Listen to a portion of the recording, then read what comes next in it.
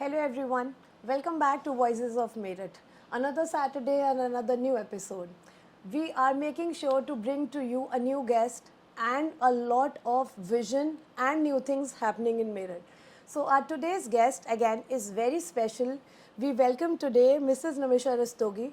She's one of the visionary directors for Brains Group of Schools. So hello ma'am, welcome to our podcast. Hello, thank you so much for having me. It's a pleasure. Brains group सबने सुना है मेरठ में, ये तो चलो कोई doubt है ही नहीं. प्लीज़ एक्सप्लेन और आप बताओ कितनी चीज़ें इसमें आप कर रहे हो, because I am sure there is a lot of new stuff happening there also. Oh yes, absolutely. Education is a field where I think every day there is something new that comes up. So even for us, we have to constantly keep working, to keep up with the latest and to make sure that we give the latest. And in Meerut, definitely we are striving to give the best and the latest in the field of education to the children. बिल्कुल. And I have an understanding their lot of branches also of it. Well, yes. So we have two kindergartens which are called Brains Rainbow, and then there is a formal K-12 school called Brains EduWorld. So that's how we are. Okay, so kindergarten means till what age? So kindergarten is basically 2 years to 6 years. Okay, and there's like the cute kids coming. Everything is Yes. very colorful and very this. What is the word these days? This immersive, colorful experience that they get to Yes, experience. absolutely. I think children bring colors in everyone's life.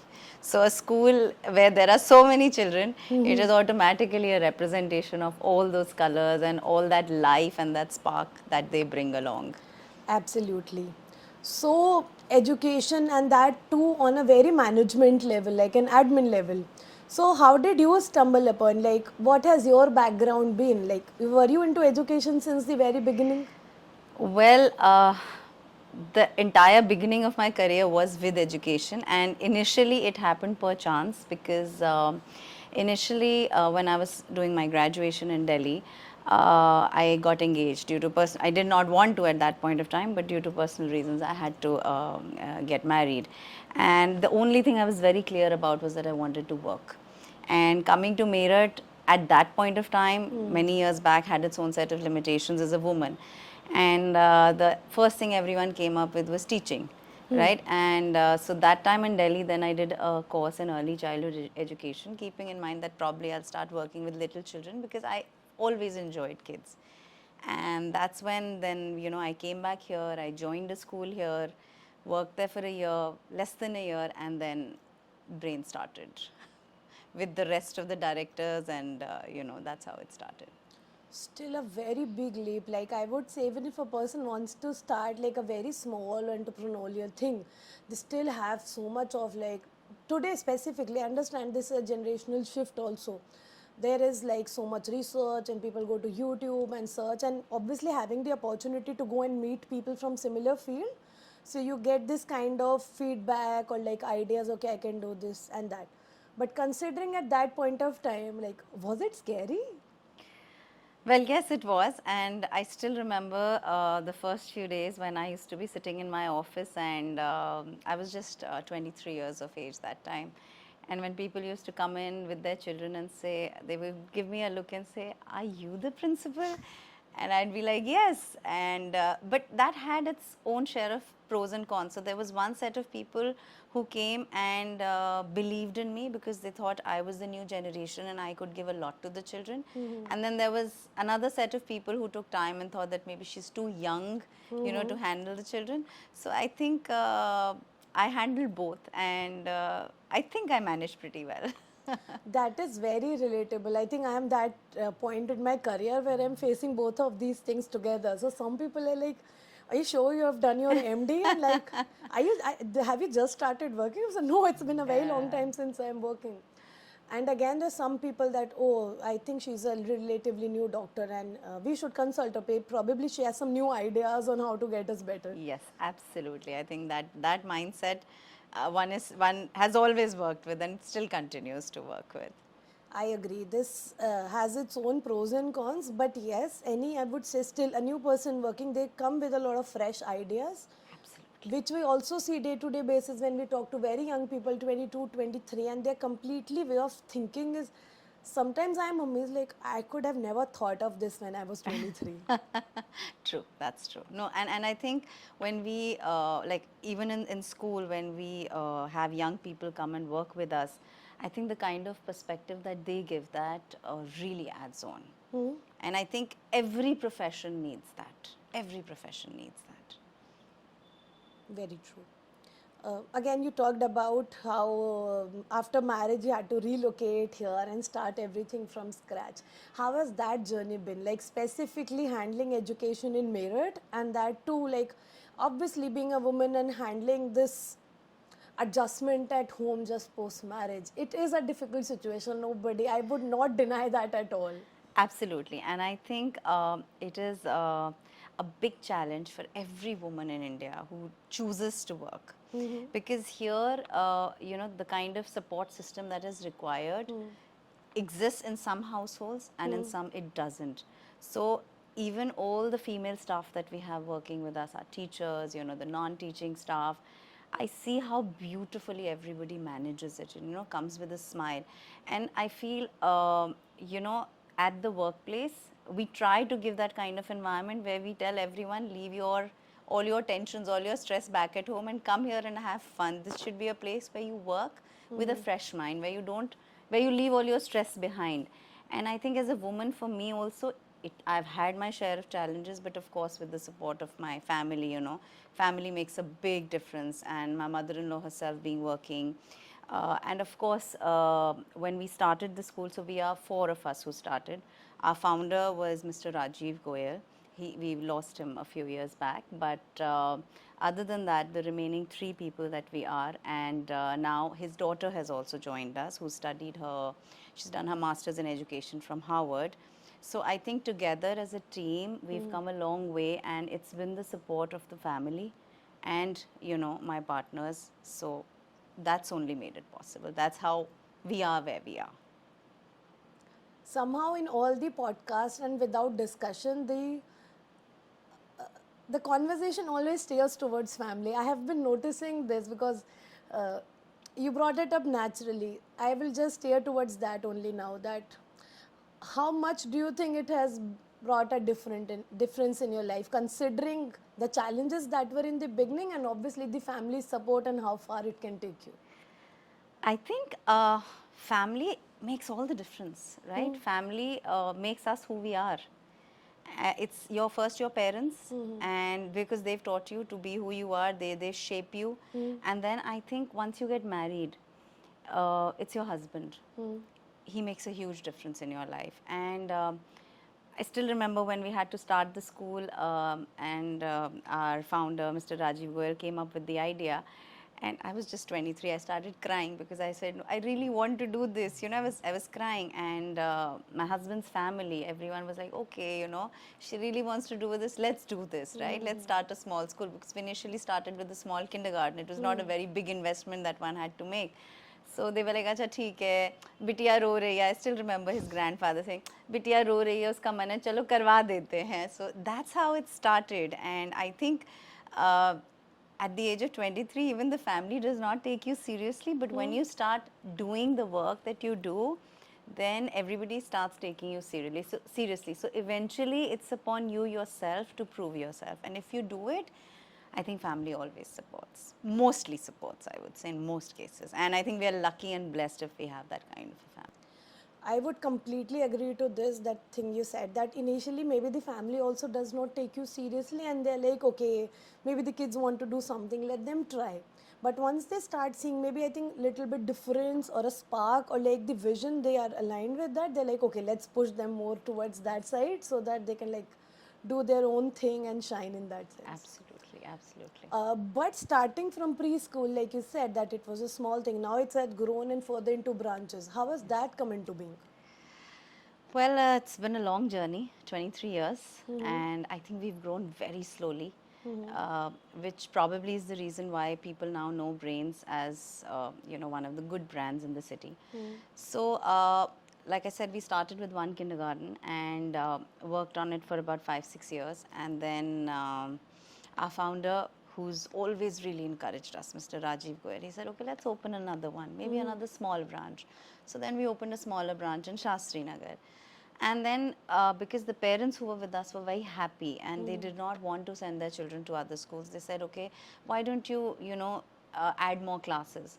So we opened another small branch, which was again a small building on rent in Saket, and we started a school till class 5. So we had these 3 schools running, small schools. And then when we had classes till class 5, we were thinking that, should we start a big school? But again, there were financial challenges, it's not easy to. But, and in that process, we decided, okay, let's finalize this. And finally, we kind of worked our way through everything, through all the obstacles, and then Brains EduWorld came into being. And even over there, we did not start with like a full-fledged school till class 12. We grew very slowly. So our children who were with us till class 5, we took them 1 year ahead. We did not just go, all gung-ho with a big building and children till class 12, fresh admissions, no. So the children who were with us, whom we had given a foundation to, we took them ahead with us. And that's how it worked. So with them, there is also like, okay, this is a different thing. So usually schools are like 12 and you're like, okay, we can take Yes. it. So this is something different, and they also carry the vision and the like, I would say the setup or the organization, okay, this is how we manage it. So it's relatively, I would say, more convenient, or like a better word would be like better organized or manageable, that you can take them 1 year ahead. Yes. This is something, okay, blowing my mind and stuff. Yes. N number of challenges, I'm sure. You said financial constraint with any work, with Yes. any amount of money. At some point when you want to expand, there is going to be financial restraints. Of course, of course. Any other specific challenge that you have faced? First, I would like to talk about which is specifically in the field of education and here in Meerut. Well, yes, we have faced many challenges, and I think continue to do so, like I said. But I think the biggest challenge for us was to give the best in the city with limited resources, with limited means, which could be financial, which could be in terms of the workforce. Because, a lot of times what was happening earlier, I won't say now it's happening, it's not that much, but earlier when we started, most of the people who were well trained wanted to work in Delhi. Delhi being in close proximity, right? So it was very difficult to get the kind of people we wanted to be associated with. We wanted people to give that kind of education.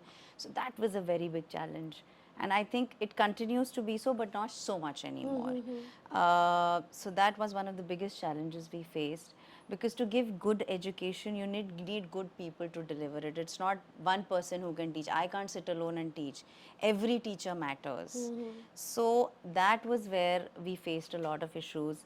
But with God's grace, like I said, like everybody comes over their challenges. We did. Then of course, when you're dealing with such a large number of people, I feel it's very important that you be reachable to them.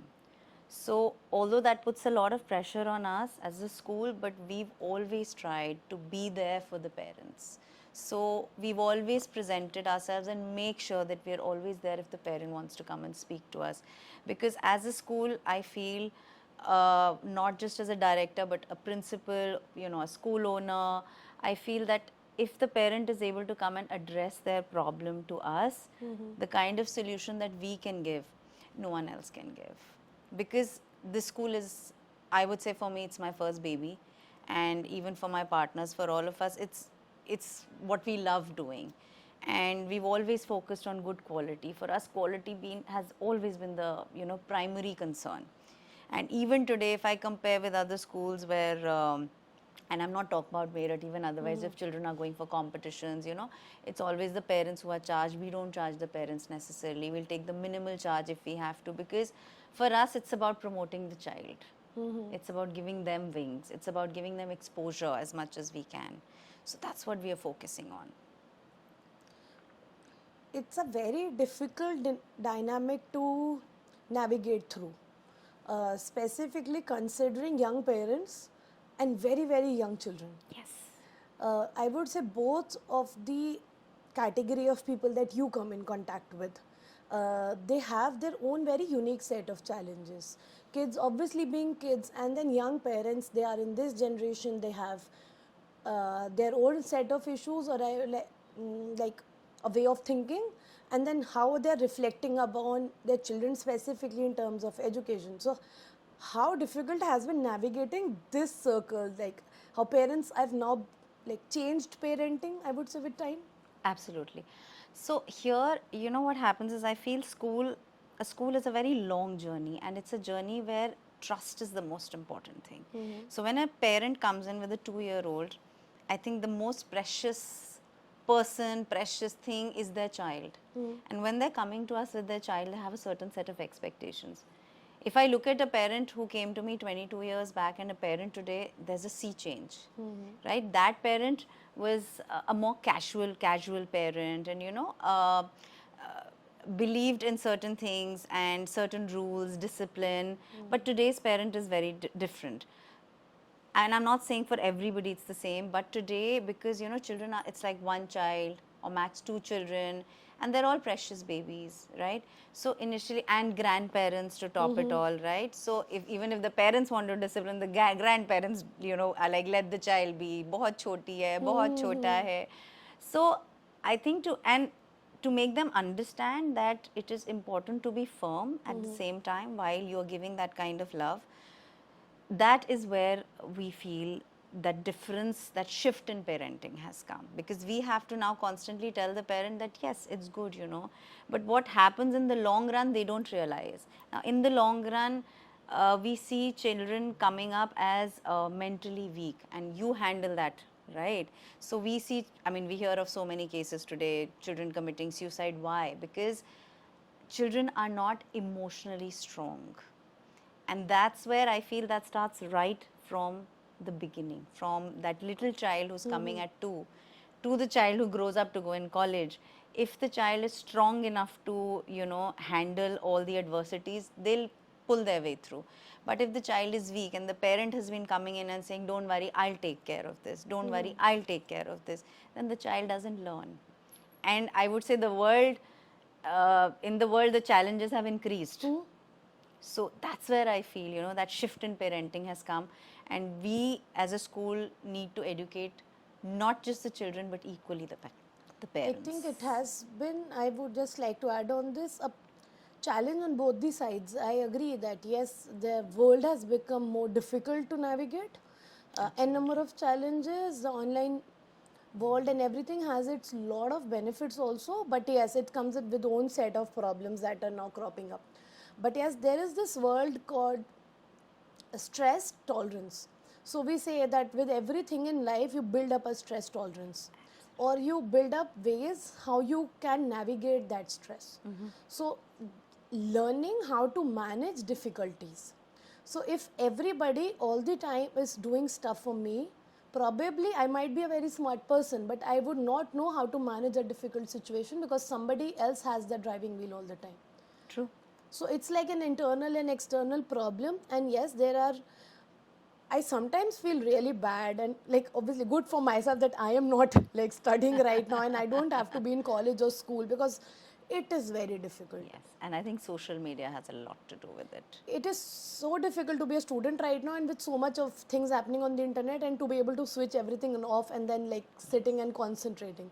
Probably we as adults now have this, I still feel this shut off system. Okay, I need to keep my phone aside. I need to close my laptop and focus on this work. But for a growing brain, it is difficult to understand what is the priority right now. Yes, and when to switch off. They don't know. I feel even with adults, not everybody is able to do it. Today, I see so many people, if you look at their screen time, 6 hours a day, right? And so many people say that, once we start looking at reels, we just don't get to know. 1 ghanta nikal gaya, 2 hours have passed. So I feel as adults only it's becoming a challenge, so we can't blame the children. So to switch that off is very difficult. It's just doom scrolling. Yes. It's just like laying down on bed and just mindlessly. Yes. You would even not remember what you were seeing just before. It's just very short dopamine hits. I'm just doing it. I do not know why. I'm just like brain rotting myself. And this is what we see with the children, because the children who come even at the age of 2 they all see YouTube. Now what happens is, because they have the device in their hand, they tend to scroll. Now what we see is there is a lack of focus in all the children, because they are so used to moving ahead, next, next, next, few seconds, 15 seconds, next. So then that lack of focus reflects in everything, in their studies, I think in just anything and everything that they are doing. My God, this is such a topic of my interest. I can go on for days talking about this. I say this all the time. I live and breathe mental health, so it's very, very, like, I'm really passionate about things like this. I am 100% seconding what you are saying. Yes, the short attention span is reflecting in everything that we are doing, even as adults. So yes, the kids who don't have a developed frontal lobe right now, it is very difficult for them to sit through a physical book and read through it. Yes. And then retain all that information in their Retain. mind. True. My son reads. Now the thing with him is he's just 8. I see with him, he wants to read. He'll read few pages, then leave the next few pages, because he's in such a hurry to reach at the end and know what's happening, that it's difficult for him also to go through the entire, to have the patience. Therav. Thera. That is really an issue, I think, that all the children are facing today. Bilkul. Considering your work, we have discussed a lot of challenges, obviously, that you have faced. Any specific skill that you feel that you have learned over time? Obviously, it's been a long journey, and yes, I'm sure there must be n number of things that you will learn going on from here also. But ऐसी एक चीज़ that you would have felt that ये अब आज मैं better कर लेती हूँ, या I have now this skill set and I can do it. Yes, so one is, I think the first and foremost thing I learned right from the beginning is patience. Because, when you're dealing with so many people, and like I said, it's not the children who are difficult. It's the other, the other things that come associated with that, the parents, the people who are dealing with the children, how they are delivering to the children. So that is where I feel I've learned so much, because when I'm trying to make any person understand, I have to make sure that I'm very clear, and the kind of questions that come up, at times they can be very frustrating, but then that's the one thing I've learned is patience. And at times it can be very difficult to maintain your cool, because some people can really rub you the wrong way. So that's one thing. And other than that, I think another skill that I have learned and I continue to learn is to keep up with today's digital age. Because in education, every few months we see a shift in terms of teaching. I still remember in 2020, just before COVID, we wanted to introduce a lot of digital learning in school. And after COVID happened, we had everything ready, and during COVID, that company in itself, they went bankrupt. And post-COVID, when we saw the shift in the children, we realized that, maybe we don't want to expose children to that much of it, but without digital learning, nothing is happening today. So to be able to maintain that balance. Like we were just discussing, my time में जैसे कावड़ बंद होता था, yeah, there was an off, so it was an off. It was an off. अब सब virtual है. सब कुछ है. उसका अब हमारी पूरी classes चली हैं. We've had classes till Friday, back to back, because we didn't want our children to miss out. It is a good thing also, no? You're not missing out on course. It's a rainy day, you can sit at home and be like, no, classes are on. And I think we've learned majorly how to implement digital learning and give the best to the children. That's the one skill I really feel that we have learned and are learning. ये तो learning, I think a lot of people can take back home and realize that yes, patience. Because whenever you're starting, or I would say doing any work, you would need to be very consistent, and this patience thing, like there will be people who would, obviously due to XYZ reasons, who would say things that would like make you pop off, completely go crazy. And it happens with everybody in every field. We should, with time and age, I think that is what maturity is, learning how to handle them. And to use the right words. Yeah, people catch words. To use the right words. वो कहते हैं ना, जो मुंह से आपके एक बार निकला, वो आप वापस नहीं ले सकते. तो जब आप कोई भी चीज़ किसी को बता रहे हो, if you use, it's very important to use the right words, because the same thing can sound, can hurt the other person, and at the same time, the same thing can change the other person. ये तो problem text message के साथ यही तो हो रही है. If I would want to convey something and I just write it down, it would sound very harsh and probably my tone was something else entirely different. Yes. And I would not want to have like said this in that manner. So and ये भी एक बहुत बड़ा issue हो सकता है जो आजकल बच्चे फेस कर रहे हैं. आई नॉट गेट इनटू दैट, मैं फ्लो में बह जाऊंगी. Yeah, it's an endless topic, I know. बिल्कुल. I would just like to have a closing advice or something that you would want that people. Okay, there are a lot of smaller institutions also in this sense, like smaller preschools, 15-20 kids somebody has in their, I would not say home, like very small establishments, or even I would say tuitions what people take in homes. What is the one takeaway advice from you that you would be like, okay, this is how your life can be a little bit better? Yes, so the one advice that I would like to give anybody and everybody who's in the field of education is to give your best and to give it sincerely, because you know education can change everything, can change a child's life, can change you know their entire perspective to things. So if we as educationists we give our best, we are making such a big difference to our country, to that child. And you know, money, I understand there's always a business perspective, but I've realized that if you give your best, money comes. This is something someone told me when I started, you know, I still remember when I started, the first school I joined, she gave me a very meager salary of 1800, and everybody at home made fun of me and said, "Arey, itne mein to fuel bhi nahi niklega." And somehow for me that was never a reason to stop, you know, or to think of changing. And I still remember that lady's words when I went to the principal of the school. I said, "Ma'am, सब कह रहे हैं बहुत कम है."